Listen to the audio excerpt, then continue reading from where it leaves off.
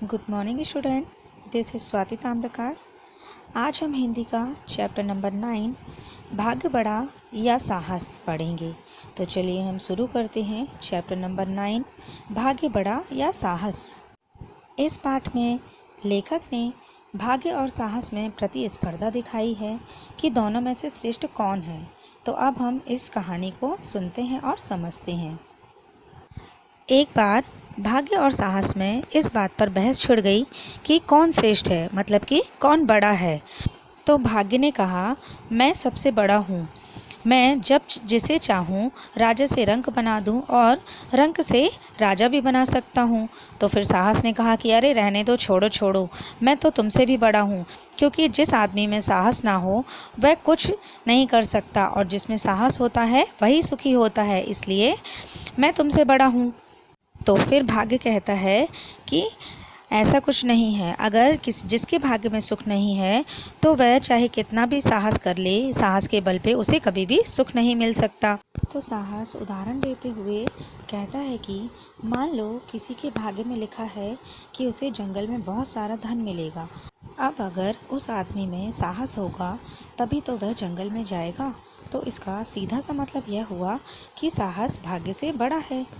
ऐसे ही होते होते दोनों में बहुत लंबी बहस छिड़ गई और आखिर में दोनों ने यह तय किया कि इस झगड़े को निपटाने के लिए हम राजा विक्रमादित्य के पास चलते हैं। वे सत्यवादी हैं और न्यायप्रिय राजा हैं, तो वह जो फैसला करेंगे वही ठीक होगा। फिर दोनों राजसभा में पहुँचे। राजा विक्रमादित्य ने बड़े आदर से दोनों का स्वागत किया और पूछा कि कहिए, मैं आप दोनों की क्या सेवा करूं? भाग्य ने कहा कि आप हमें यह बताने का कष्ट करें कि हम में से बड़ा कौन है।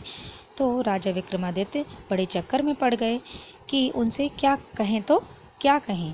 फिर राजा ने हाथ जोड़कर कहा कि मैं आप दोनों के झगड़े का फैसला तो कर सकता हूँ, पर मुझे थोड़ा समय चाहिए। तो भाग्य और साहस ने पूछा कि आपको कितना समय चाहिए। राजा ने सोचकर कहा कि मुझे 6 महीने का समय दीजिए, और वे दोनों भी मान गए और वे दोनों फिर राजमहल से चले गए। अब राजा सोचने लगे कि यहाँ राजमहल में रह के तो ये पता नहीं लगा सकता कि कौन बड़ा है, तो मुझे राज्य के बाहर जाकर ही पता लगाना पड़ेगा। फिर राजा अपने राज्य से बाहर निकल गए और दूसरे राजा के नगर में पहुंच गए। वहां एक सेठ जी के पास पहुंचे और उनसे कहा कि मैं आपके यहाँ नौकरी करना चाहता हूँ। तो सेठ ने आश्चर्य से उन्हें देखा और कहा कि आप तो स्वयं राजा जैसे दिखते हो, आपको नौकरी की क्या आवश्यकता? तो राजा ने कहा कि मैं पहले विक्रमादित्य के राज्य में एक सिपाही था, वहाँ मैं काम से मेरा मन ऊब गया था, तो मैं यहाँ आ गया हूँ। आप मुझे कोई भी काम दीजिए, मैं कर लूँगा।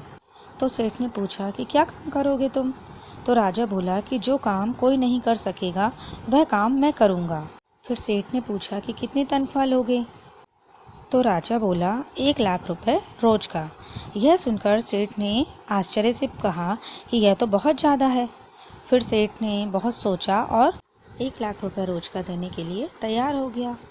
अब राजा विक्रमादित्य सेठ से रोज 1 लाख रुपए लेता और आधा तो गरीबों में दान कर देता, आधे से आधा मंदिर में चढ़ा देता और फिर जो आधा बचता उसमें से भी आधा अपने बुरे समय के लिए रख लेता था। अब एक बार की बात है, सेठ को दूसरे देश व्यापार करने के लिए जाना पड़ा, तो उसने बड़े बड़े जहाज़ों में खूब माल लदवाया और विक्रमादित्य को भी अपने साथ ले गया।